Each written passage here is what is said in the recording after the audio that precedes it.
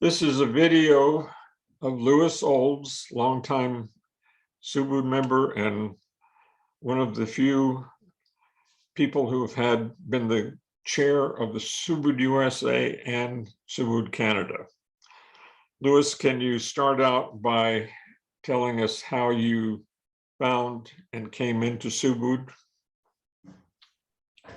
Well, I'd like to say first, I was impressed by an interview that you conducted with another stalwart Subud member by the name of Raouf Ramsey.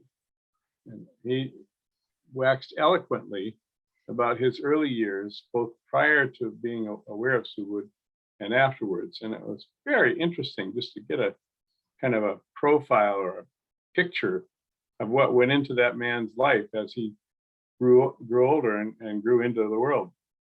I don't know if I can at all duplicate what Raouf said, but I'll say a couple of things. And you can start me if you want, Rockland, with any specific questions. You want to do that or just let me go? Go. Okay. Well, I'm an American kid. I was born and grown up in Minneapolis, Minnesota. Went to high school at Roosevelt High School, where I was a Teddy.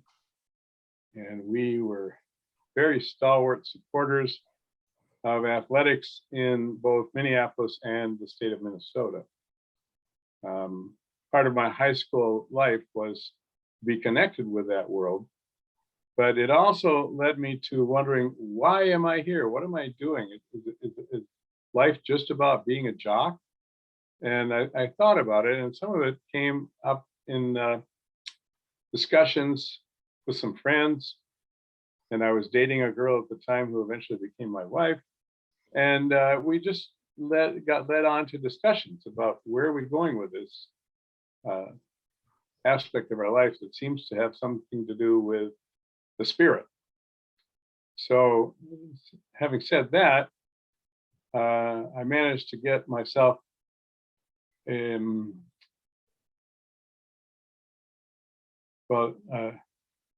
disconnected, if I can't think of the right word, from the American military by collecting a 4F evaluation of my physical status when I was about 21. So I was exempt from military service just as I was about to become a conscientious objector. And those are still kind of my principles, to be involved with people as human beings, irrespective of their persuasion, so to speak. So that led me to Los Angeles in 1968. And that was just sort of a time when there was a great ferment of spiritual movement and spiritual activity on the West Coast, and particularly in Los Angeles. And my then girlfriend and I decided to get involved. And it turns out our next door neighbor on Glendale Boulevard told me about this group that he was becoming a part of. It was called Subud. And he had just gotten involved with it. He had been involved with transcendental meditation, and I was thinking about getting an arrangement with TM, with transcendental meditation. And he says, "Oh, don't bother. That stuff is just malarkey. Doesn't work. I paid for my mantra and I didn't get anything." So he was very sort of cynical about, the Maharishi. So he said, "Well, I got this other group coming along just about the same time, and it seems very interesting. It's called Subud, and it comes from a man in Indonesia. And I'm about to go down to the Los Angeles Center and get what they call open tomorrow. You want to come?" So I said, "Oh, sure, why not?" I have no idea. I was kind of looking for something, and he had dissuaded me against the Maharishi. So I accompanied him to this place in Los Angeles, which was called the Hope Street Center, right down on Hope Street. Huge building. I think it was owned by the Independent Order of Foresters. And Subud rented it from them. And we had our spiritual exercises there. And in addition to the spiritual exercise, there's a lot of social activity. We had potluck dinners and parties after Latihan, and a lot of us got to know each other really well. And those friendships have lasted all these years. So there's something sticky and important about not just the Latihan that comes about from doing this exercise, and I'll talk about that if we need to, but it's the connection, the point of feeling like you belong with other people that I find very beneficial and what I've enjoyed all these years. I was allowed to start doing the Latihan in April of 1968. And here it is, what, April of 2022? That's a few years. And I still like it. I still like the experience. Things have changed over time, and I don't know how much you want to go to that, but realistically, over the years, I've had the pleasure and honor of serving this organization called Subud. As a member of both the day one of helpers, as they call them, the people who are sort of assistants to Bapak and assisting members with their receiving, with their Latihans. And then there's the other side, which is the organizational structure, which was pretty much a volunteer organization, just a few people who were dumb enough to volunteer, and I was one of them, and became national chairman of first the organization of Subud, Canada, where I was living in the 60s. And that was good people, very similar vibrations. One of the things that I have experienced because of having lived in two countries is that the national identity and national character fade by comparison with the strength of the spirit that arises within people who are awakened by this Latihan. And I can feel it, I feel it, I see it with people who are together. And it's enlivening. I just am grateful that I can continue to having social contact with people who have that receiving. So that's an important thing for me, and something I would certainly want to pass on to anybody is what you get from being involved with a group like Subud is social connection as well as insight. So to me, I feel grateful that both of those have happened. So do you remember your opening and what you received in that? Yes and no. I can remember when it was, and I can remember who was there. This was in April of 1968 in Los Angeles. And I was a young 23-year-old lad, having just gotten out from underneath the talons of the US government and the draft program. So I was free as a bird to do what I wanted to do. And at the time I was a hippie photographer. So I tended to put my energy in that, and got work as a darkroom technician, and I did some freelance work to do photography for emerging musicians and actors. But mostly I just began to mature as, I hate to say it, but as a child of God, worshiping somebody. I had always been an agnostic or worse. So getting to feel a sense of connection with something that felt like God was a new experience for me, and it was very gratifying, and it's still there. So I've been doing this now, what is it, 2022, so almost 41 years. Yeah. Can't say I regret it. Can you, have you had any experiences around Bapak or with Bapak? Well, one that's very profound and kind of obvious, but nevertheless, Bapak and Ibu came to the Miramar Hotel in Santa Monica in April of 1968. And we were just newly open. In fact, Ibu Rahaya opened Rowana, my then girlfriend. So it was really a very powerful experience. A lot of people, those days, I'm sure you remember, there was a lot of energy, young people, a lot of them, so Subud LA was like 450 members. And just the energy in the Latihan and the activities before and after were just very strong. So that's an experience. And part of that, as I said, was one visit when Bapak and Ibu came to LA. And Ibu just struck everybody as to how sincere and deep she was. And I think that experience is, these are profound people. They come from a background of deep spiritual involvement.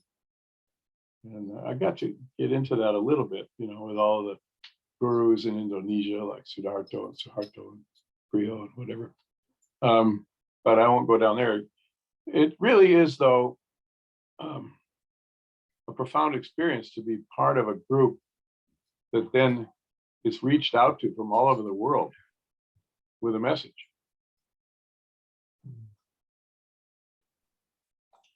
Have you ever been to Indonesia? Did you ever go travel there? Oh yeah, actually several times. I was the zone rep for Zone 7 from something like 1993 to 1997, and it's like a committee position at the international level. So our jobs were to try to gain an understanding of each other around the world and from each other as to our experiences of being in the world as sentient organized beings, and also doing the Latihan, and understanding how that manifests from country to country. I had no idea about Indonesia or Brazil before I became zone rep. But through these people, who are zone reps from their area, we share a lot and talk and really get to know each other as friends, and that happened. So I have lifelong friends who are from Brazil, from Indonesia, Germany. It just stays with us. I hear a dog in the background. Can you hear him? There's two of them. That's why there's noise.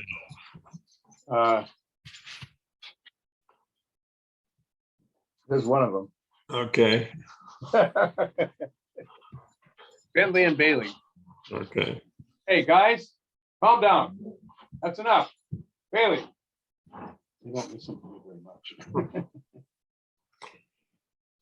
So you were saying about experiences with Bapak. Have you had? Well, I only had that one, although indirectly I did one year. I was in Indonesia, 1986, I think it was. And I'm trying to get rid of this picture. There. Whoops. Now I lost you. Are you still there? I'm still here. Oh my God, what happened? It's okay. You don't There. have me.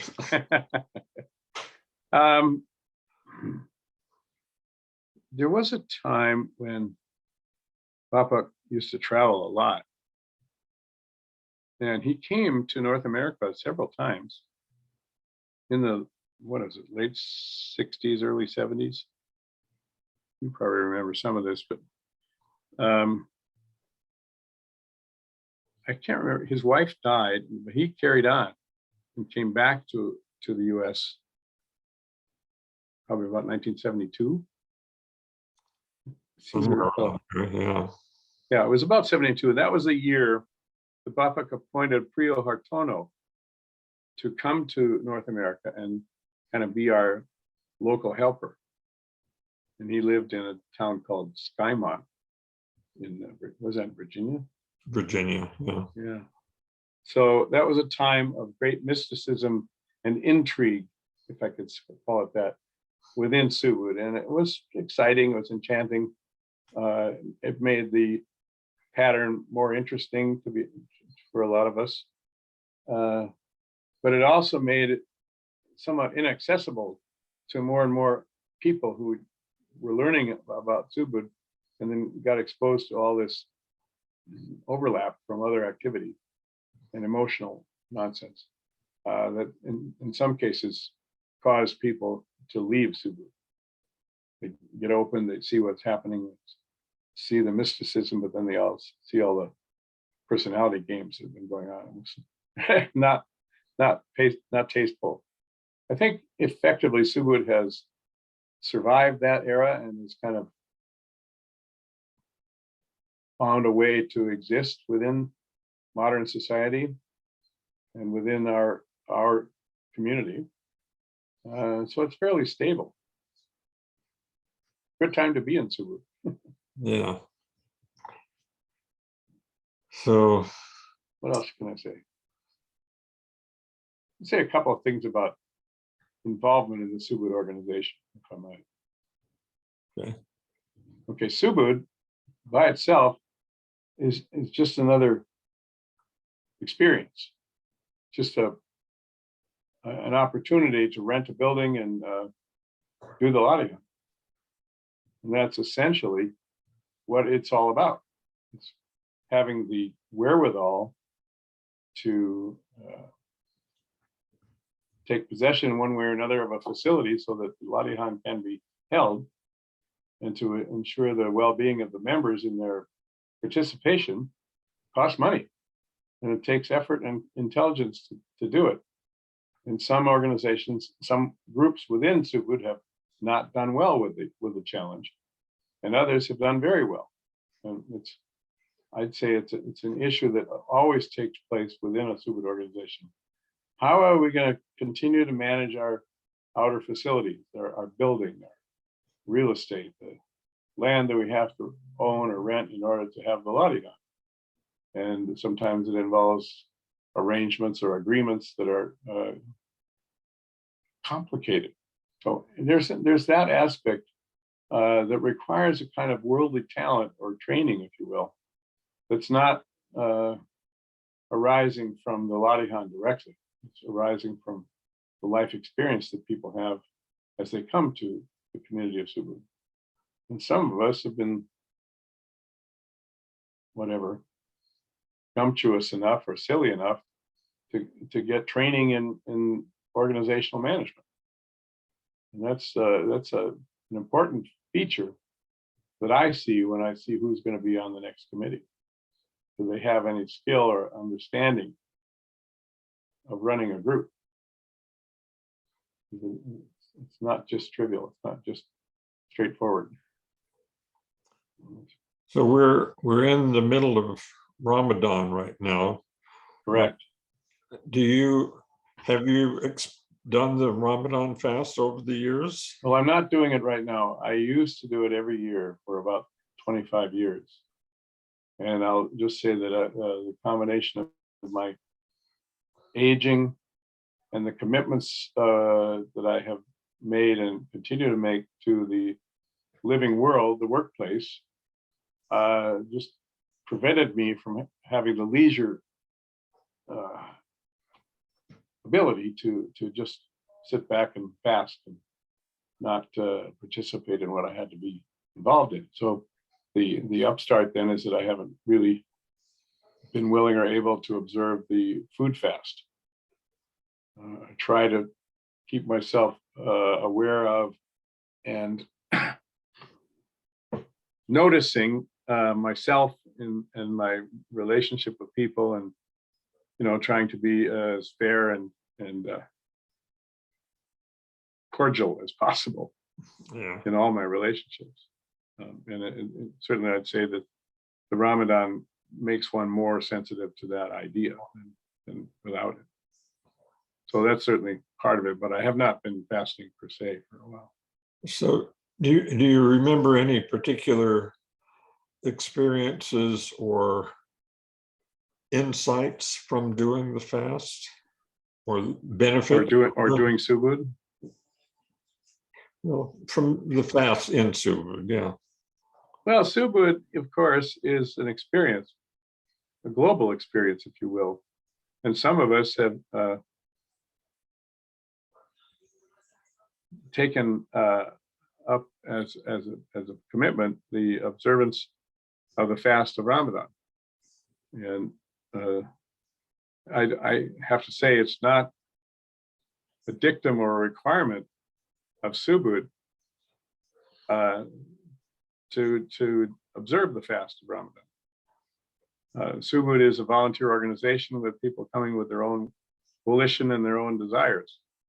And what has happened is that there's been kind of a tradition and a principle of paying lip service, observing the rules and regulations of the Ramadan fast, but being tolerant and welcoming of alterations or curtailment of that practice among Subud members on a day-to-day basis.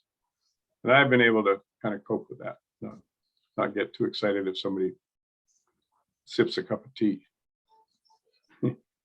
So having said that, I actually believe very strongly that the experience of fasting can generate some very profound experiences and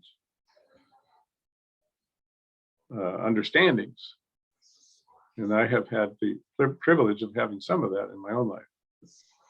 It does take a kind of energy and a commitment to stay on that path.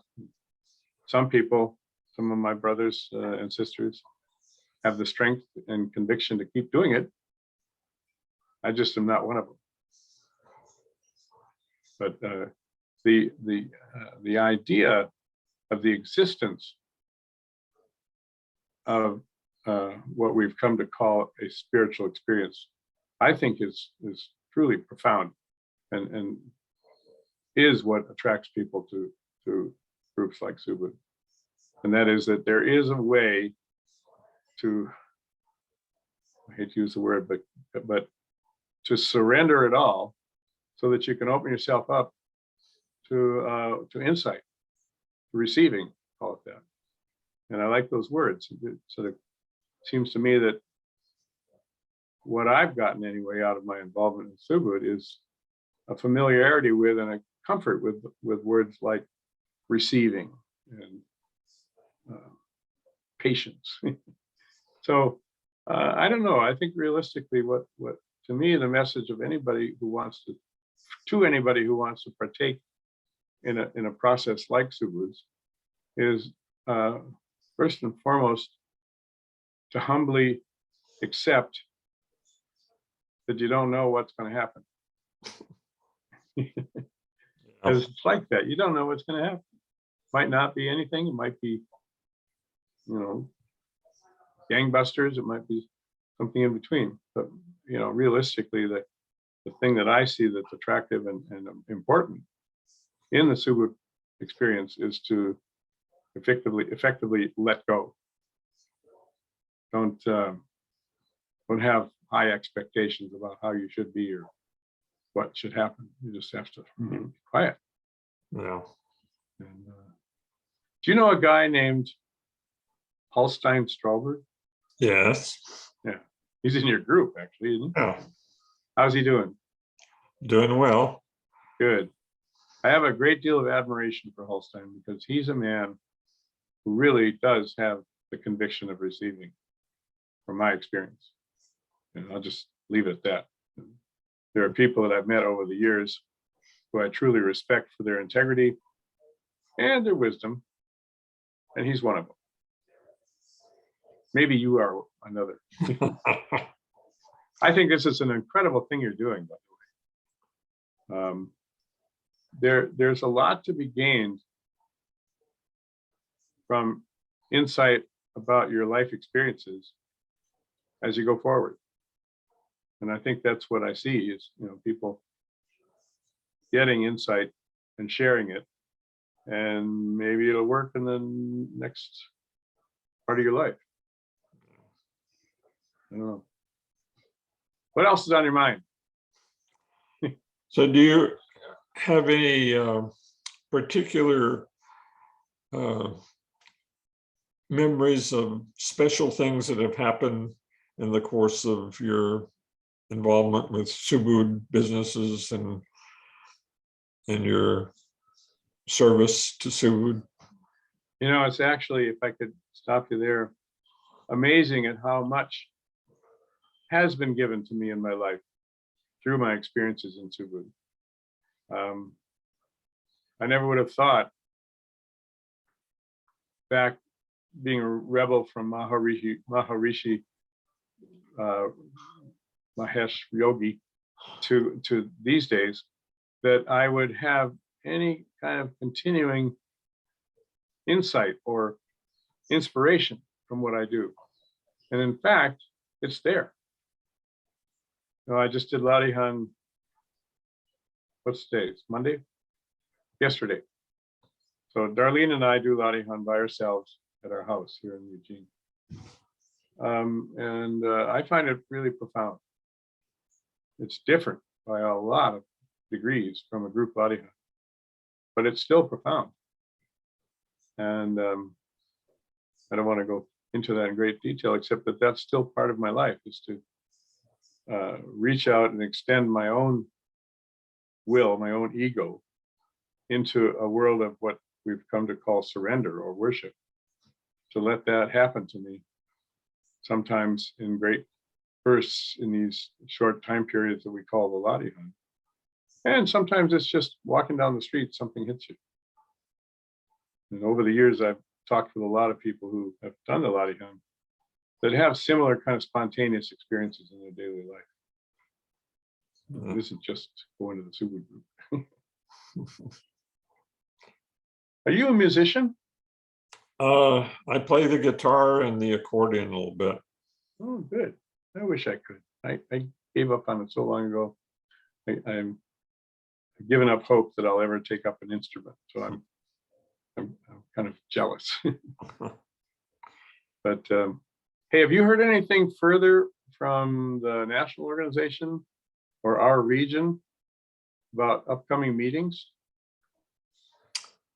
There's one in California coming up not too long from now, but I don't know. I heard about one that's being organized in the Pacific Northwest by the regional committee, Adija Obar and company, sometime in early May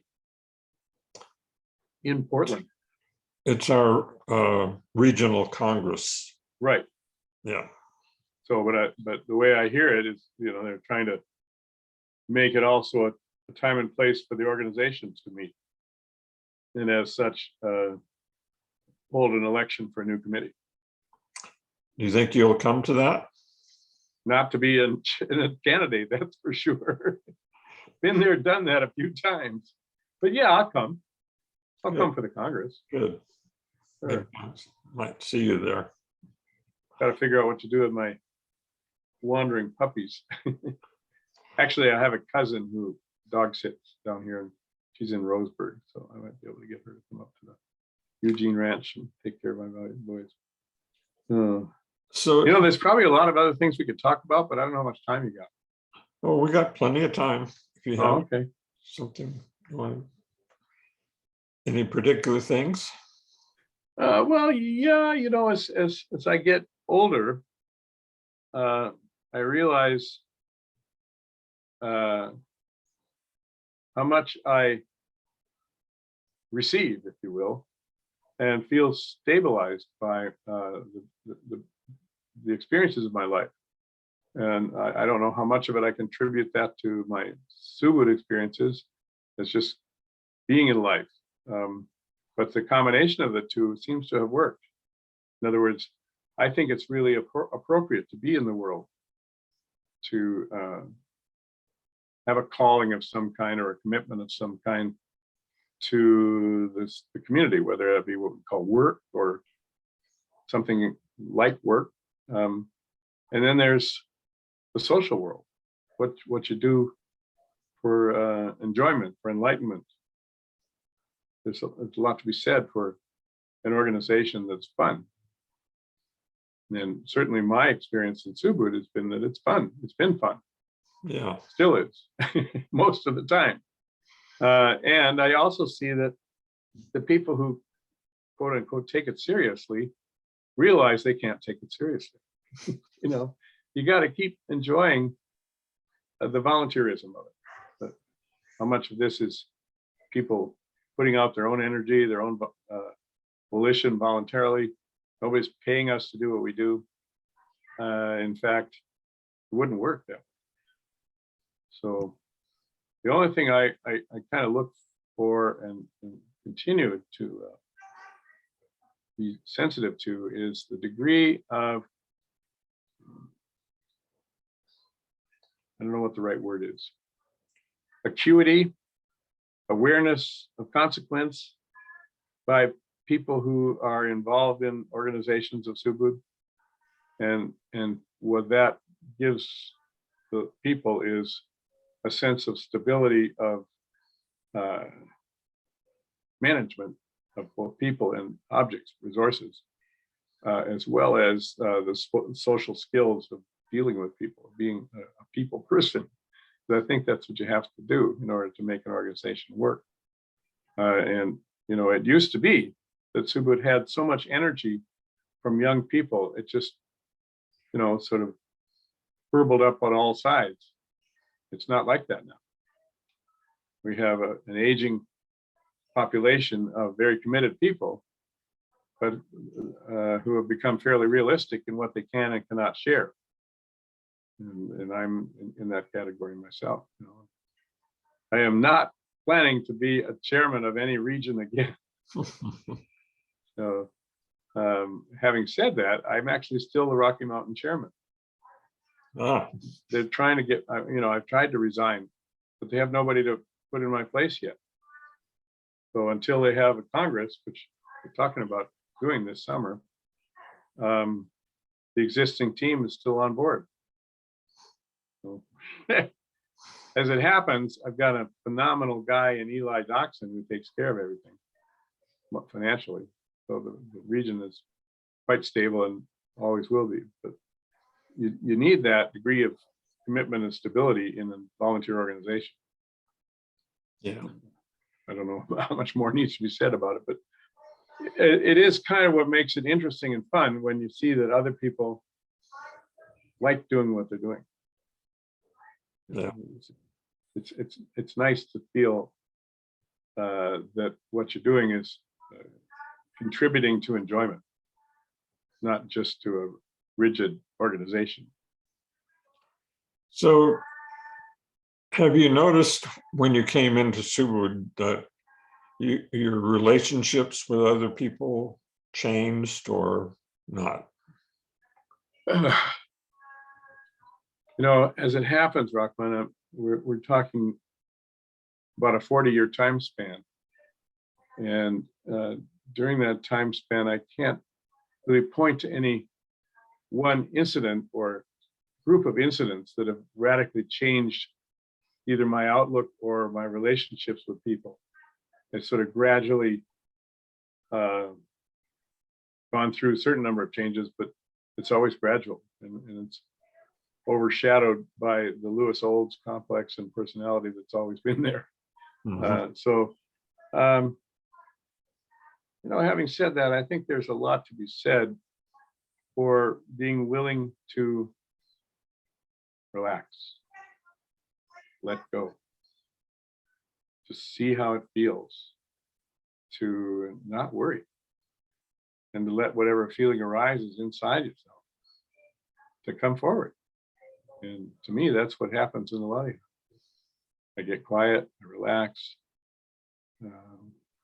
Somebody says, maybe doesn't say, begin, and the experience starts. And for me, it's always been very profound. Sometimes I'm still thinking about work and maybe not as committed as possible, but most of the time I just relax and see that energy flowing from within me to the outside. I don't know if I can point to anything specific to say about that, except that feeling has been with me as I've gone through a lot of changes in my life. I was 23-year-old hippie photographer in Los Angeles when I got open.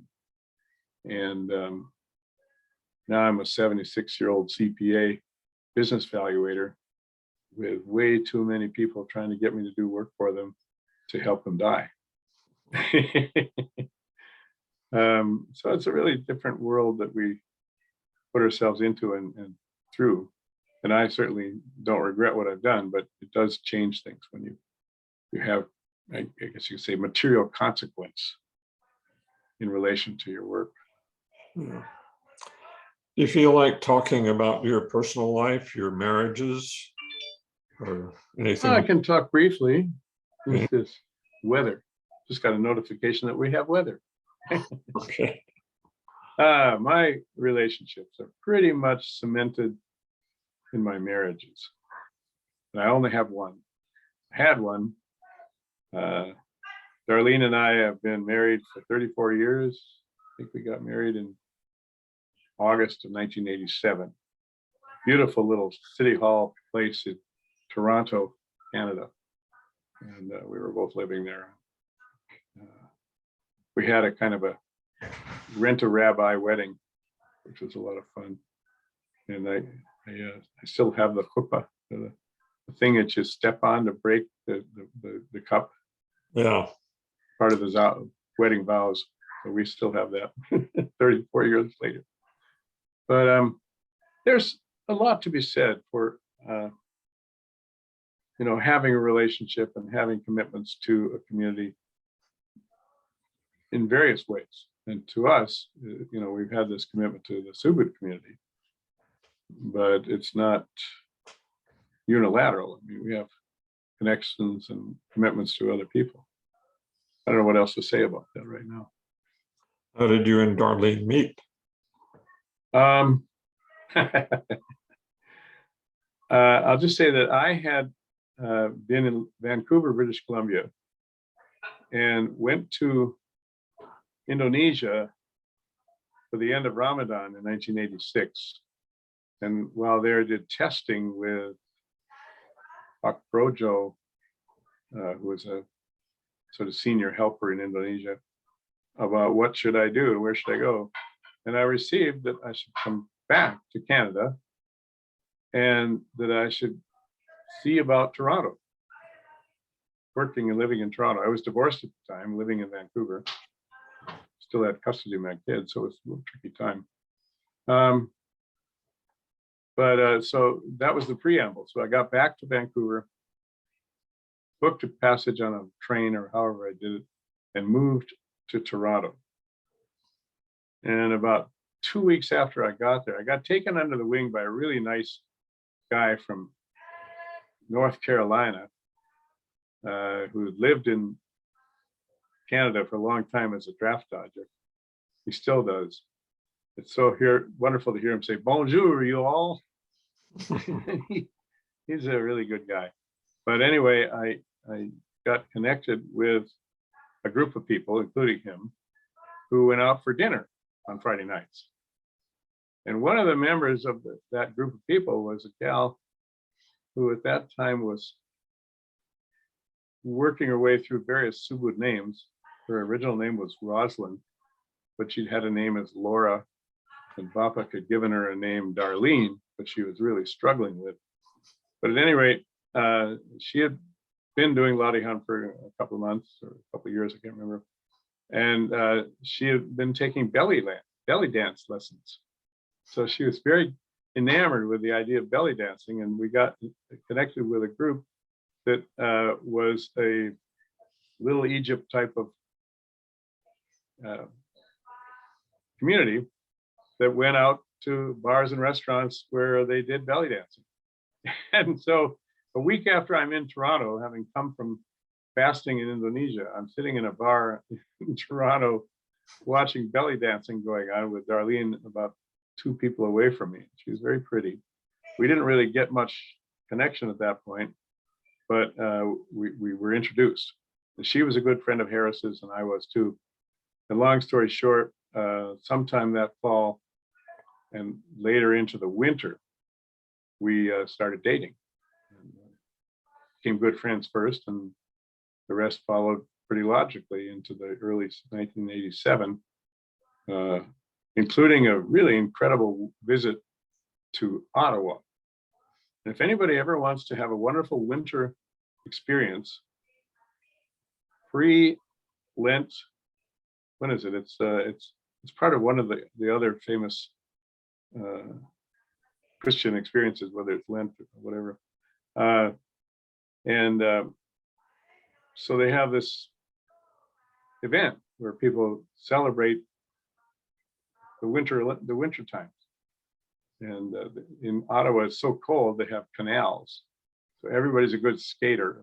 They go up and down these frozen canals until they get into the warming house where they drink a toast or two.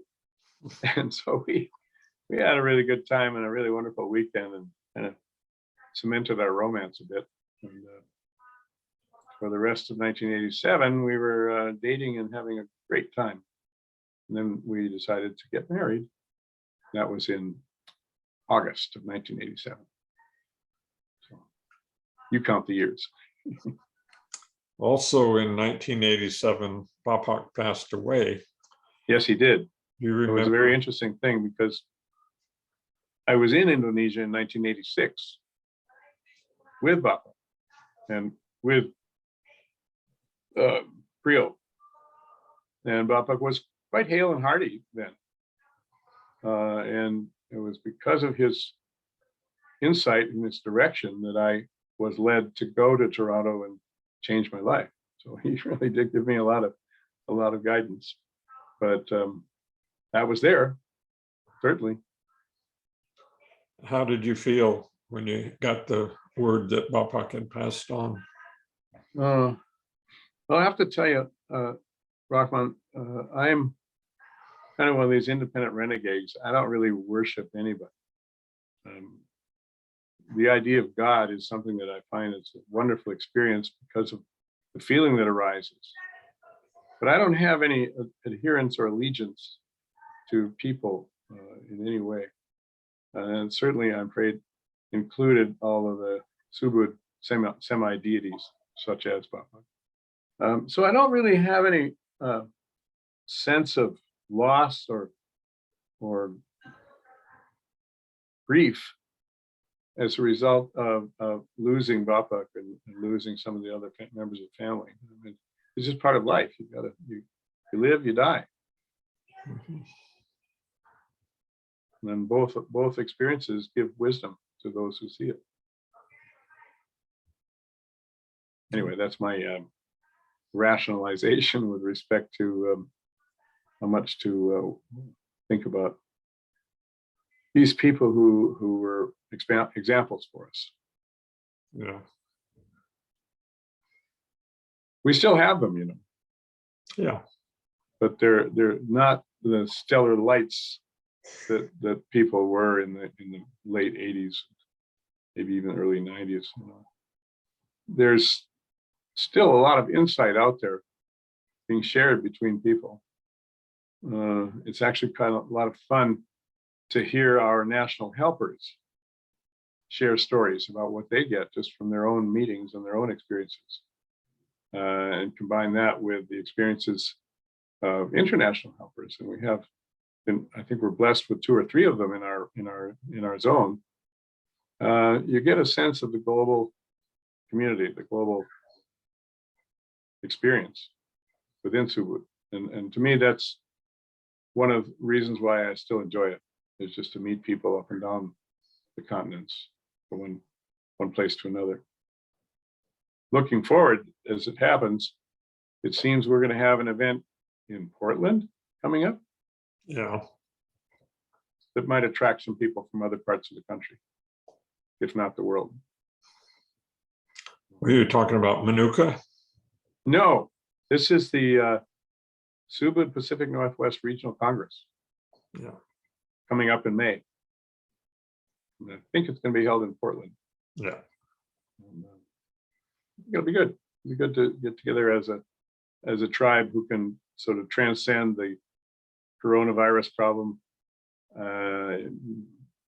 Bear with it. I have no objection to people wearing masks, and I still wear them. other places.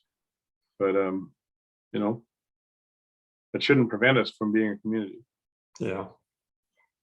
So, looking forward to that. I don't know, you know, it's a new life for us. Rahman, we're back in the Pacific Northwest. We don't have anybody in Subud close to us, which is disappointing. You know, we're 100 miles from Portland, which we'll get to, but otherwise it's this kind of a situation that's leading to my sense of community. Yeah. Well, I don't have any more questions, but do you have anything else you would like to say, or I'd like to see accomplishment, whether that be for myself or as a community.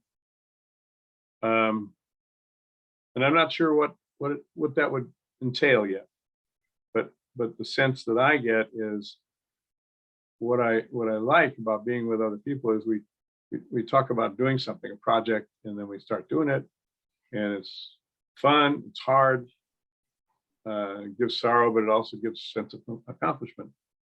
And I like that feeling. I like to see it go forward, even though I'm getting old myself.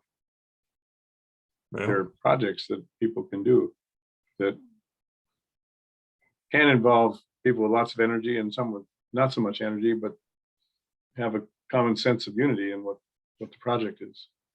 Yeah. Still looking at possible applications of that. You know, I mean, we're sitting in our region with several $100,000 in a bank account waiting to be used for something for the community.